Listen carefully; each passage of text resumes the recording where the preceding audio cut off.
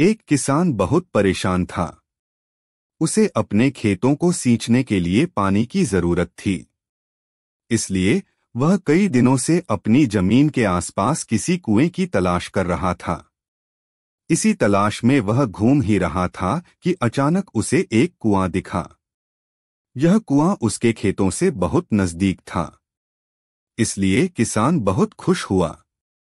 उसने सोचा कि अब उसकी परेशानी खत्म हो गई।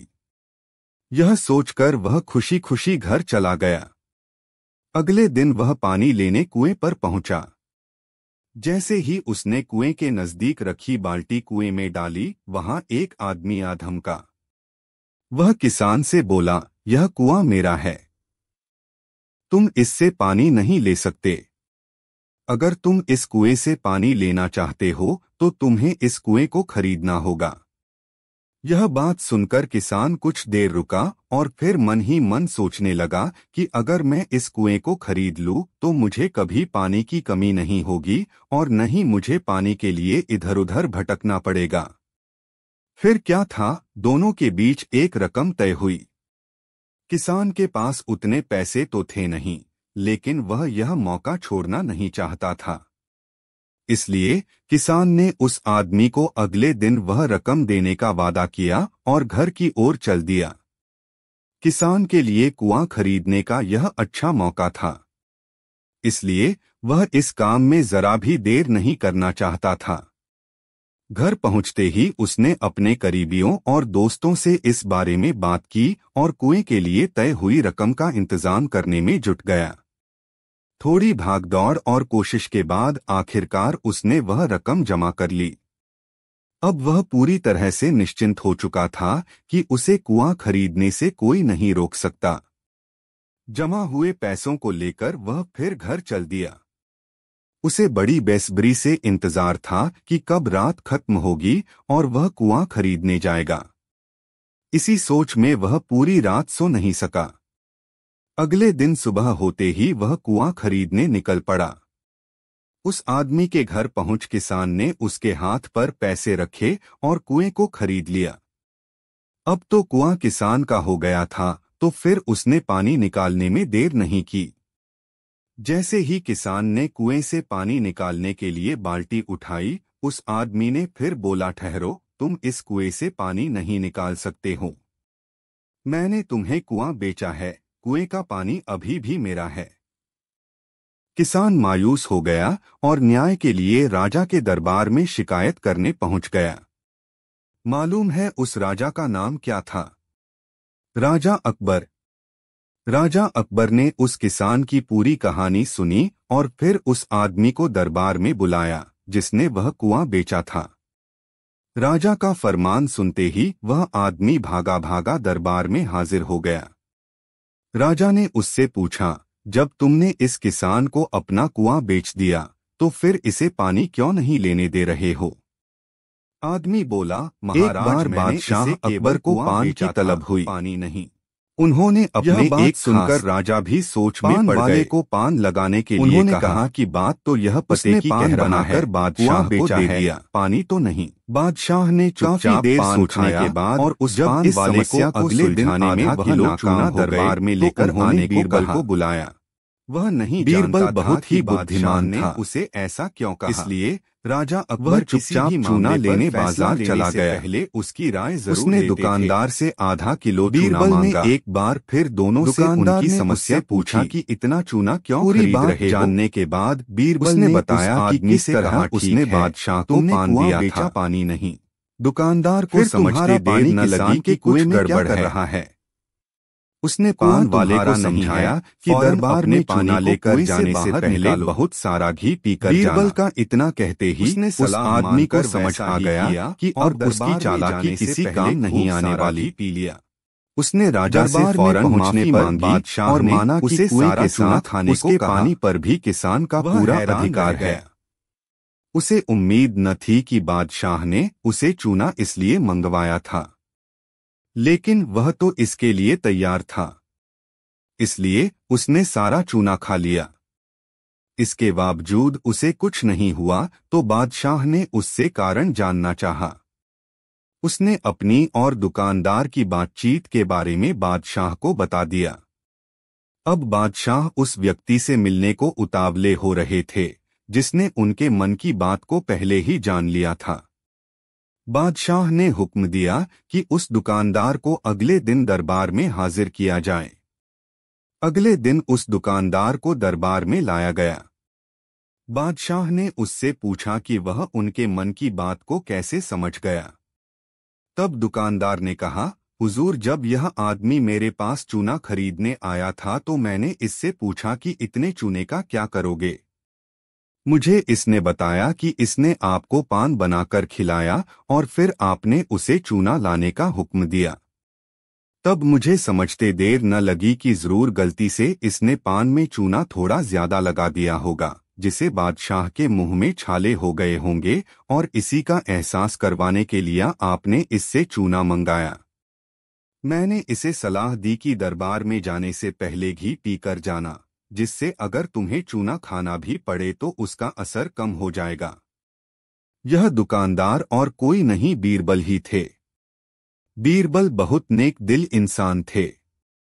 वह सैदव दान करते रहते थे और इतना ही नहीं, बादशाह से मिलने वाले इनाम को भी ज्यादातर गरीबों और दीन दुखियों में बांट देते थे, परंतु इसके बावजूद भी उनके पास धन की कोई कमी न थी।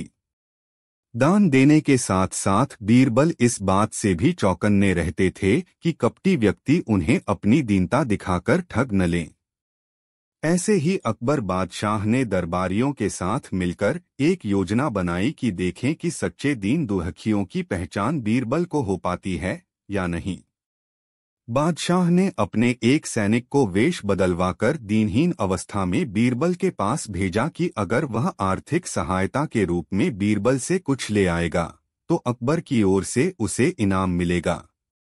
एक दिन जब बीरबल पूजा पाठ करके मंदिर से आ रहे थे तो भेष बदले हुए सैनिक ने बीरबल के सामने आकर कहा, हुजूर दीवान, मैं और मेरे 8 छोटे बच्चे हैं जो 8 दिनों से भूखे हैं। भगवान का कहना है कि भूखों को खाना खिलाना बहुत पुण्य का कार्य है। मुझे आशा है कि आप मुझे कुछ दान देकर अवश्य ही पुण्य कमाएंगे। बीरबल ने उस आदमी को सिर से पांव तक देखा और एक क्षण में ही पहचान लिया कि वह ऐसा नहीं है जैसा वह दिखावा कर रहा है। बीरबल मन ही मन मुस्कराए और बिना कुछ बोले ही उस रास्ते पर चल पड़े जहां से होकर एक नदी पार करनी पड़ती थी। वह व्यक्ति भी बीरबल के पीछे पीछे चलता रहा। बीरबल ने नदी पार करने के लिए जूती उतारकर हाथ में ले ली। उस व्यक्ति ने भी अपने पैर की फटी पुरानी जूती हाथ में लेने का प्रयास किया। बीरबल नदी पार कर कंकरीले मार्ग आते ही 2-4 कदम चलने के बाद ही जूती पहन लेता। बीरबल यह बात भी गौर कर चुके थे कि नदी पार करते समय उसका पैर धुलने के कारण वह व्यक्ति और भी साफ सुथरा, चिकना, मुलायम गोरी चमड़ी का दिखने लगा था, इसलिए वह मुलायम पैरों से कंकरीले मार्ग पर नहीं चल सकता था। दीवान जी, दीन तहीन की पुकार आपने सुनी नहीं? पीछे आ रहे व्यक्ति ने कहा। बीरबल बोले, जो मुझे पापी बनाए मैं उसकी पुकार कैसे सुन सकता हूँ? क्या कहा? क्या आप मेरी सहायता करके पापी बन जाएंगे? हाँ, वह इसलिए कि शास्त्रों में लिखा है कि बच्चे का जन्म होने से पहले ही भगवान उसके भोजन का प्रबंध करते हुए उसकी माँ के स्तनों में दूध दे देता है, उसके लिए भोजन की व्यवस्था भी कर देता है। यह भी कहा जाता है कि भगवान इंसान को भूखा उठाता है पर भूखा सुलाता नहीं है। इन सब बातों के बाद भी तुम अपने आप को 8 दिन से भूखा कह रहे हो।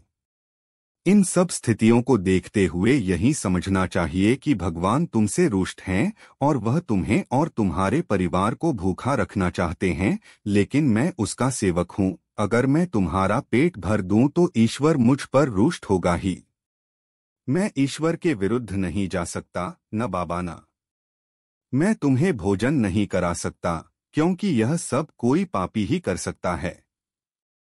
बीरबल का यह जवाब सुनकर वह चला गया। उसने इस बात की बादशाह और दरबारियों को सूचना दी। बादशाह अब यह समझ गए कि बीरबल ने उसकी चालाकी पकड़ ली है। अगले दिन बादशाह ने बीरबल से पूछा, बीरबल, तुम्हारे धर्म कर्म की बड़ी चर्चा है, पर तुमने कल एक भूखे को निराश ही लौटा दिया, क्यों?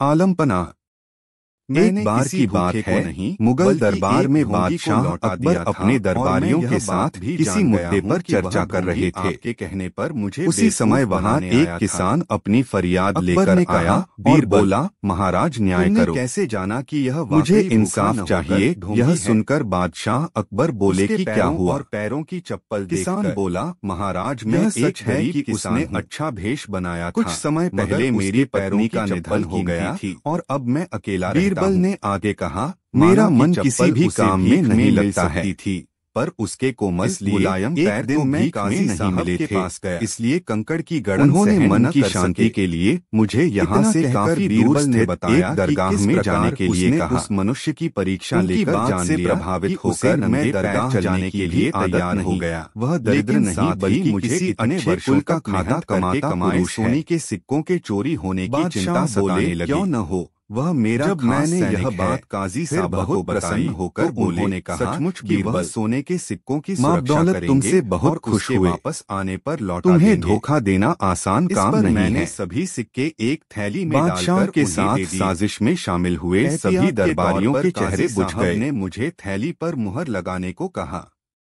बादशाह अकबर बोले, अच्छा तो फिर क्या हुआ? किसान ने कहा, महाराज, मैंने मुहर लगाकर थैली उन्हें दे दी और दरगाह के दर्शन करने यात्रा पर चला गया।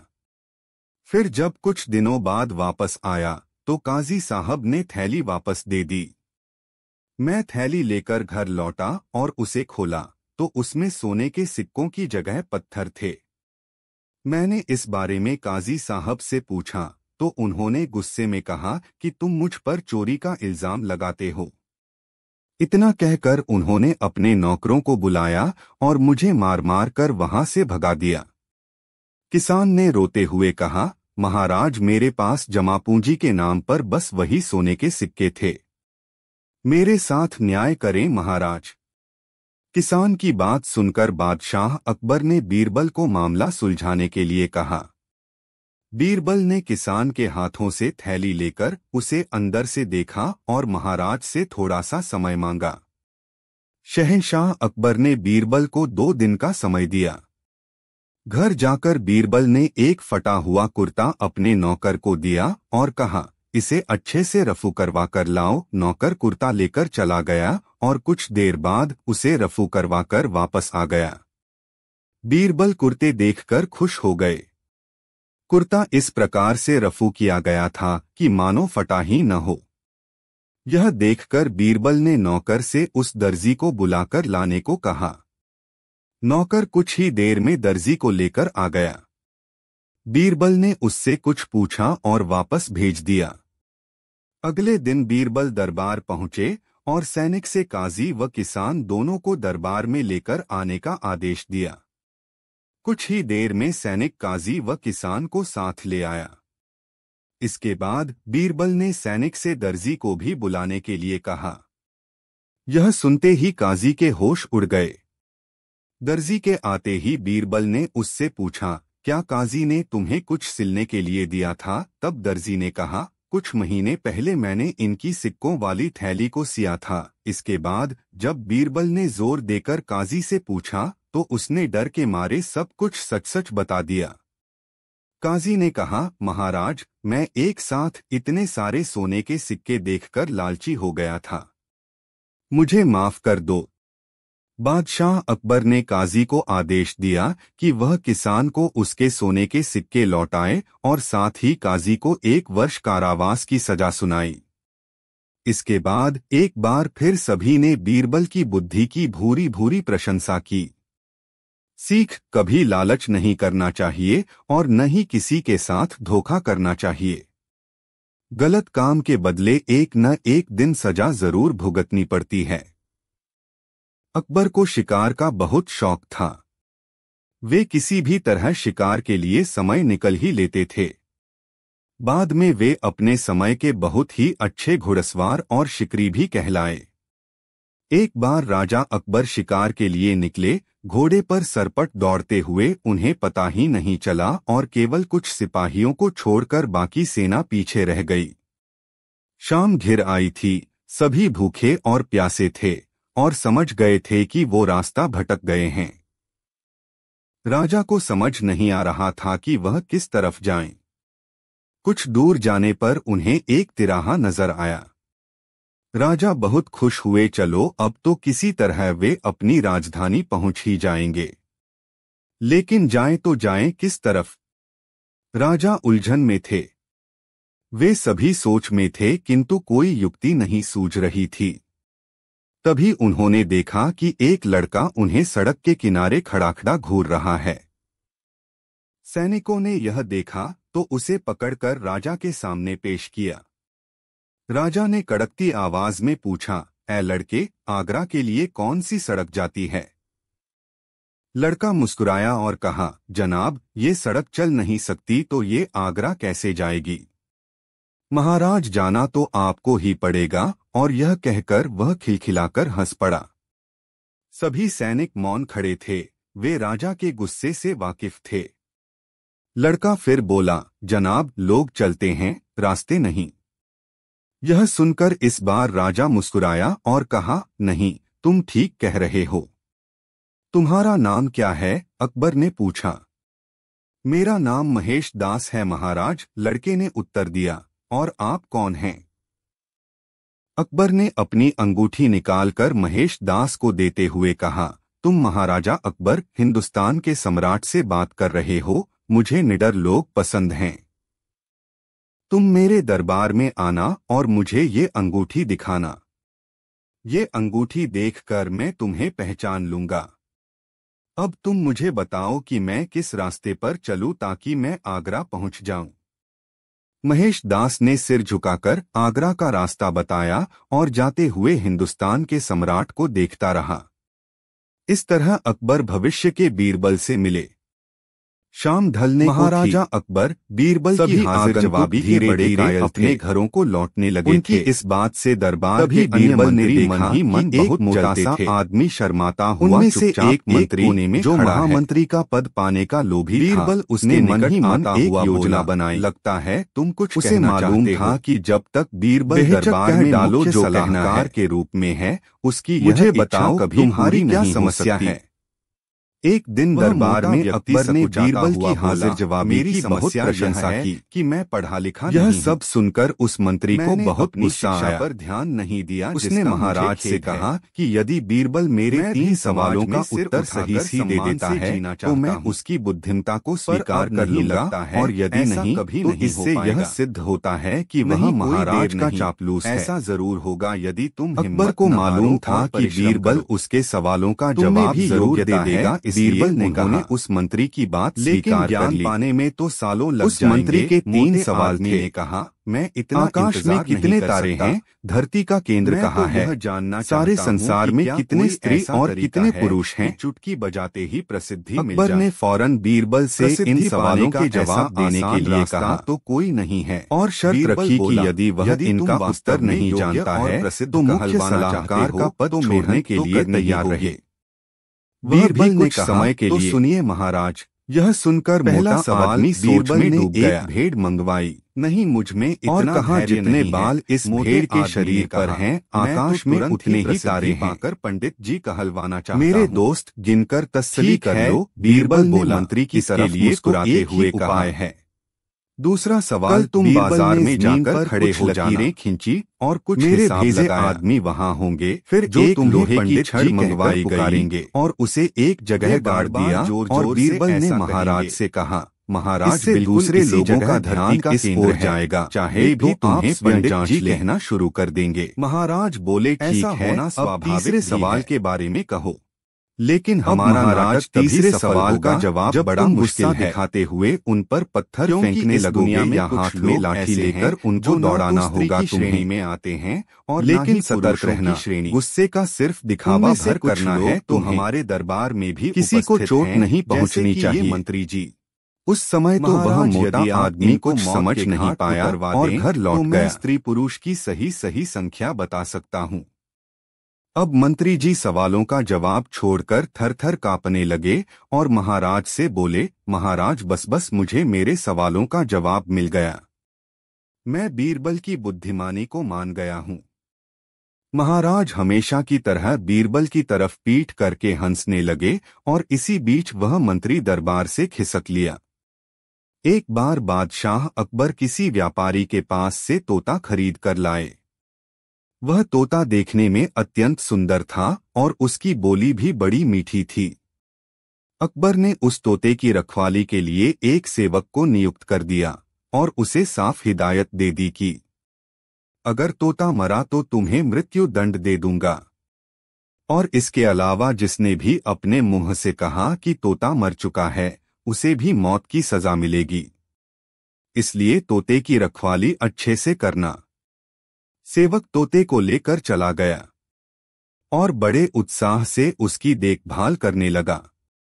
उसे कहीं ना कहीं यह डर सता रहा था कि अगर कहीं बादशाह का तोता मरा तो उसकी जान पर बन आएगी। और फिर एक दिन ऐसा ही हुआ। तोता अचानक मर गया। अब सेवक के हाथ पांव फूलने लगे। उसे बादशाह अकबर की कही बात याद थी। वह तुरंत दौड़कर बीरबल के पास गया और पूरी बात बताई। बीरबल ने उस सेवक को पानी पिलाया और कहा, चिंता मत करो, मैं बादशाह से बात करूंगा। तुम बस इस समय उस तोते से दूर हो जाओ।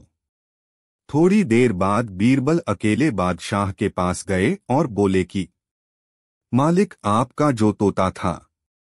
इतना बोलकर बीरबल ने बात अधूरी छोड़ दी। अकबर बादशाह तुरंत सिंहासन से खड़े हुए और बोले, क्या हुआ? तोता मर गया। बीरबल बोले, मैं सिर्फ इतना ही कहना चाहूंगा कि आपका तोता ना मुंह खोलता है, ना खाता है, ना पीता है, ना हिलता है, ना डुलता है, ना चलता है, ना फुदकता है। उसकी आंखें बंद है और वह अपने पिंजरे में लेटा पड़ा है। आप आइए और जरा उसे देखिए। अकबर और बीरबल फौरन तोते के पास गए। अरे बीरबल, तोता मर चुका है। ये बात तुम मुझे वहीं पर नहीं बता सकते थे? अकबर क्रोधित होते हुए बोले, उस तोते का रखवाला कहाँ है? मैं उसे अभी अपनी तलवार से सजाए मौत दूंगा। तब बीरबल बोले, जी मैं अभी उस रखवाले को हाजिर करता हूं, लेकिन ये तो बताइए कि आपको मृत्यु देने के लिए मैं किसे बुलाऊं? क्या मतलब है तुम्हारा? अकबर जोर से चीखे। जी, आप ही ने तो कहा था कि जो कोई भी बोलेगा कि तोता मर चुका है उसे भी मौत की सजा दी जाएगी, और अभी कुछ देर पहले आप ही के मुख से ये बात निकली थी। अब अकबर को अपनी गलती का एहसास हो गया। बीरबल की इस चतुराई से अकबर हंस पड़े और वे दोनों हंसते हंसते दरबार लौट गए। अकबर ने तुरंत घोषणा कर दी कि सेवक पर कोई कार्यवाही नहीं की जाएगी। तोता अपनी मौत मरा है, उसमें किसी का कोई दोष नहीं है। बीरबल बहुत चतुर, बुद्धिमान और हाजिर जवाब था। उसकी कीर्ति दूर देशों तक फैली हुई थी। ईरान के बादशाह ने जब उसके चातुर्य की तारीफ सुनी तो उसने राजा के पास संदेश अकबर के दरबारियों को अक्सर यह शिकायत रही मेरे दरबार में भेजने की कृपा बीरबल को ही बुद्धिमान बताते हैं। राजा ने बहुत कीमती वस्त्र आभूषणों की भेंट के साथ बीरबल को ईरान के लिए रवाना किया। दरबार में बुलाया। ईरान की सीमा पर बीरबल का भव्य स्वागत किया गया। कहा, इस चादर से दूसरे दिन जब बीरबल बादशाह के दरबार में पहुंचा तो बादशाह ने भी उसकी आवभगत की और राजा के द्वारा भेजे गए उपहार के लिए धन्यवाद और कृतज्ञता प्रकट की। सिर छिपाते बीरबल ने ईरान के बादशाह को राजनीति के कई रहस्य समझाए। बादशाह लंबा चौड़ा राय से सहमत हुए। ने कोशिश की किंतु सफल न हो सके। बादशाह ने बादशाह ने बीरबल को बुलाया और वही चादर देते हुए उन्हें ढकने के राजा और मेरे बीच जब आप कैसे तुलना करते हैं? बीरबल ने बादशाह के फैले वजीर ने कहा, हमारा राजा को कहा दूज के चांद की तरह हैं और आप पूनम के पूर्ण चंद्रमा से सुंदर सुशील हैं। अन्य दरबारी आश्चर्य से राजा के दरबारियों को मौका मिल गया। तब बीरबल ने आपस में इस बात को लेकर खुसर खुसर करने लगे कि बीरबल ने ईरान के बादशाह के स्वागत सरकार के आगे अपने राजा को नीचा दिखाया है। बादशाह के अपने घोड़े पर सवार होकर बताया और अपने राजा को बीरबल भी था। दूसरे दरबारी ने हाँ में हाँ मिलाते हुए कहा, हाँ तुम ठीक कहते हो, पूनम का चांद बहुत आगे आगे चमकीला होता है। पीछे पीछे उनकी विशाल फौज चली आ रही थी। का चांद एक पतली सी रेखा में बादशाह को जिज्ञासा हुई। अपने राजा ने बीरबल से पूछा, इसकी हमें शिकायत करनी चाहिए, जंग में जीत किसकी होगी? तीसरे दरबारी ने कहा, इस सवाल का जवाब बीरबल वापस अपने राजा के दरबार में लौटा तो राजा ने सारा हालचाल पूछा। जंग के मैदान में बीरबल की बातें सुनकर राजा बोला, बीरबल हमारे दरबार की शोभा ईरान तक फैलाई, इसकी हमें बहुत खुशी है। जवाब यह साथ गए दरबारियों ने पूनम के चांद और दूज के चांद वाली बात राजा को बताई। राजा दुश्मन की बहुत नाराज हुआ, विशाल है। दूसरे दिन बीरबल से उसने पूछा, आपने मेरी दुश्मन हाथी पर सवार हैं और हाथी वजीर को सारा माजरा समझ में आ गया फेंकता है तथा वह बोला मस्ती में रहता है, जबकि दूज के चांद की तरह हमेशा और पराक्रम गाजी मर्द कहा जाता है। कोई दिन दूना रात चौगुना बढ़ा रहे हैं, कभी धोखा नहीं देगा। बीरबल ने मैंने आपकी प्रशंसा की। जंग में जीत बादशाह अकबर की ही ईरान के बादशाह को एक दिन अकबर और बीरबल वन विहार के लिए गए। हर रोज घटा जाता है। एक टेढ़े पेड़ की ओर इशारा करके अकबर ने बीरबल से पूछा, तो वह बिल्कुल ही नहीं निकलता। आपको बीरबल ने जवाब दिया, यह इसलिए टेढ़ा है क्योंकि ये जंगल के तमाम दरख्तों का साला है। दूज का चांद सबको प्रिय होता है। ने पूछा, तुम ऐसा कैसे? सभी उसके दर्शन करते हैं। बीरबल ने कहा, दुनिया में ये का चांद मशहूर है, एक दिन चमकता है और दूज का चांद पूरे पखवाड़े तक चमकता है। अकबर ने पूछा, क्या मेरा साला भी टेढ़ा है? दूज का चांद ज्येष्ठ है या? बीरबल ने फौरन कहा, बेशक। राजा ने कहा, हाँ दूज का चांद। अकबर ने कहा, और फिर मेरे टेढ़े साले को फांसी चढ़ा खुश हुआ। एक दिन बीरबल ने फांसी लगाने की 3 तख्ते बनवाए। राजा ने उससे और इनाम देकर सम्मानित किया। उन्हें देखकर अकबर ने पूछा, 3 तख्ते किस लिए? बीरबल ने कहा, गरीबनवाज, सोने का आपके लिए, चांदी का मेरे लिए और लोहे का तख्ता सरकारी साले साहब के लिए। अकबर ने अचरज से पूछा, मुझे और तुम्हें फांसी किस लिए? बीरबल ने कहा, क्यों नहीं जहां पनाह, आखिर हम भी तो किसी के साले हैं। बादशाह अकबर हंस पड़े। सरकारी साले साहब के जान में जान आई। वह बाइज्जत बरी हो गया। बादशाह और उसके 2 पुत्रों को नदी में नहाने का शौक था। बीरबल भी कभी कभी उनके साथ नदी जाता था, पर कभी नदी में नहाता नहीं था। बादशाह और उसके 2 पुत्र एक दिन बीरबल के साथ नदी में नहाने गए और नदी में नहाने लगे। बीरबल नदी के किनारे जाकर बैठ गया और बादशाह और उनके पुत्रों के वस्त्रों की नदी किनारे रखवाली करने लगा। बीरबल ने उनके वस्त्र अपने कंधों पर टांग लिए। बादशाह को बीरबल को हमेशा से छेड़ते रहने की आदत थी।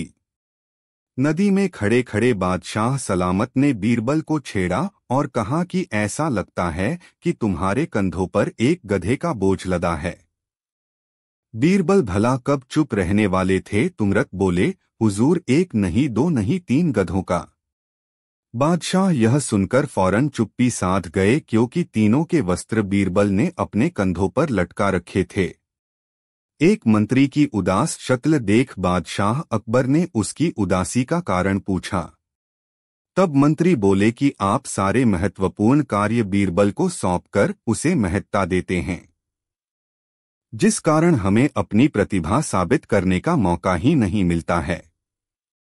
इस बात को सुनकर अकबर ने उस मंत्री को 3 रुपए दिए और कहा कि आप बाजार जाकर इन 3 रुपयों को 3 चीजों पर बराबर बराबर खर्च करें, यानी हर एक चीज पर 1 रुपए। लेकिन शर्त यह है कि पहली चीज यहां की होनी चाहिए, दूसरी चीज वहां की होनी चाहिए और तीसरी चीज ना यहां की होनी चाहिए और ना वहां की होनी चाहिए। दरबारी मंत्री अकबर से 3 रुपए लेकर बाजार निकल पड़ा। उसकी समझ में नहीं आ रहा था कि वो अब क्या करे। वह एक दुकान से दूसरे दुकान चक्कर लगाने लगा, लेकिन उसे ऐसा कोई नहीं मिला जो इस शर्त के मुताबिक 1 रुपए वाली 3 चीजें दे सके। वह थक हार कर वापस अकबर के पास लौट आया। अब बादशाह अकबर ने यही कार्य बीरबल को दिया। बीरबल 1 घंटे में अकबर बादशाह की चुनौती पार लगाकर 3 वस्तुएं लेकर लौट आया। अब बीरबल ने उन वस्तुओं का वृतांत कुछ इस प्रकार सुनाया। पहला 1 रुपया मैंने मिठाई पर खर्च कर दिया जो यहाँ इस दुनिया की चीज है। दूसरा रुपया मैंने एक गरीब फकीर को दान किया जिससे मुझे पुण्य मिला जो वहाँ यानी जन्नत की चीज है। और तीसरे रुपए से मैंने जुआ खेला और हार गया। इस तरह जुए में हारा रुपया वो तीसरी चीज थी जो ना यहाँ मेरे काम आई न वहाँ जन्नत में मुझे नसीब होगी। बीरबल की चतुराईपूर्ण बात सुनकर राजा के साथ साथ दरबारी भी मुस्कुरा पड़े और सभी ने उनकी बुद्धि का लोहा मान लिया। एक दिन अकबर व बीरबल बाग में सैर कर रहे थे। बीरबल लतीफा सुना रहा था और अकबर उसका मजा ले रहे थे। तभी अकबर को नीचे घास पर पड़ा बांस का एक टुकड़ा दिखाई दिया। उन्हें बीरबल की परीक्षा लेने की सूझी। बीरबल को बांस का टुकड़ा दिखाते हुए वह बोले, क्या तुम इस बांस के टुकड़े को बिना काटे छोटा कर सकते हो? बीरबल लतीफा सुनाता सुनाता रुक गया और अकबर की आंखों में झांका। अकबर कुटिलता से मुस्कराए। बीरबल समझ गया कि बादशाह सलामत उससे मजाक करने के मूड में हैं। अब जैसा बेसिर पैर का सवाल था तो जवाब भी कुछ वैसा ही होना चाहिए था। बीरबल ने इधर उधर देखा। एक माली हाथ में लंबा बांस लेकर जा रहा था। उसके पास जाकर बीरबल ने वह बांस अपने दाएं हाथ में ले लिया और बादशाह का दिया छोटा बांस का टुकड़ा बाएं हाथ में। बीरबल बोला, हुजूर अब देखें इस टुकड़े को, हो गया न बिना काटे ही छोटा। बड़े बांस के सामने वह टुकड़ा छोटा तो दिखना ही था। निरुत्तर बादशाह अकबर मुस्करा उठे बीरबल की चतुराई देखकर। बादशाह अकबर एक सुबह उठते ही अपनी दाढ़ी खुजलाते हुए बोले, अरे कोई है? तुरंत एक सेवक हाजिर हुआ। उसे देखते ही बादशाह बोले, जाओ जल्दी बुलाकर लाओ, फौरन हाजिर करो। सेवक की समझ में कुछ नहीं आया कि किसे बुलाकर लाए, किसे हाजिर करें। बादशाह से पटलकर सवाल करने की तो उसकी हिम्मत ही नहीं थी। उस सेवक ने यह बात दूसरे सेवक को बताई। दूसरे ने तीसरे को और तीसरे ने चौथे को। इस तरह सभी सेवक इस बात को जान गए और सभी उलझन में पड़ गए कि किसे बुलाकर लाएं, किसे हाजिर करें। बीरबल सुबह घूमने निकले थे। उन्होंने बादशाह के निजी सेवकों को भाग दौड़ करते देखा तो समझ गए कि जरूर बादशाह ने कोई अनोखा काम बता दिया होगा जो इनकी समझ से बाहर है। उन्होंने एक सेवक को बुलाकर पूछा, क्या बात है? यह भागदौड़ किस लिए हो रही है? सेवक ने बीरबल को सारी बात बताई। महाराज हमारी रक्षा करें, हम समझ नहीं पा रहे हैं कि किसे बुलाना है। अगर जल्दी बुलाकर नहीं ले गए तो हम पर आफत आ जाएगी। बीरबल ने पूछा, यह बताओ कि हुक्म देते समय बादशाह क्या कर रहे थे? बादशाह के निजी सेवक जिसे हुक्म मिला था उसे बीरबल के सामने हाजिर किया तो उसने बताए, जिस समय मुझे तलब किया उस समय तो बिस्तर पर बैठे अपनी दाढ़ी खुजला रहे थे। बीरबल तुरंत सारी बात समझ गए और उनके होठों पर मुस्कान उभर आई। फिर उन्होंने उस सेवक से कहा, तुम हजाम को ले जाओ। सेवक हजाम को बुला लाया और उसे बादशाह के सामने हाजिर कर दिया। बादशाह सोचने लगे, मैंने इससे यह तो बताया ही नहीं था कि किसे बुलाकर लाना है, फिर यह हजाम को लेकर कैसे हाजिर हो गया? बादशाह ने सेवक से पूछा, सच बताओ, हजाम को तुम अपने मन से ले आए हो या किसी ने उसे ले आने का सुझाव दिया था? सेवक घबरा गया, लेकिन बताए बिना भी तो छुटकारा नहीं था। बोला, बीरबल ने सुझाव दिया था। जहां पनाह बादशाह बीरबल की बुद्धि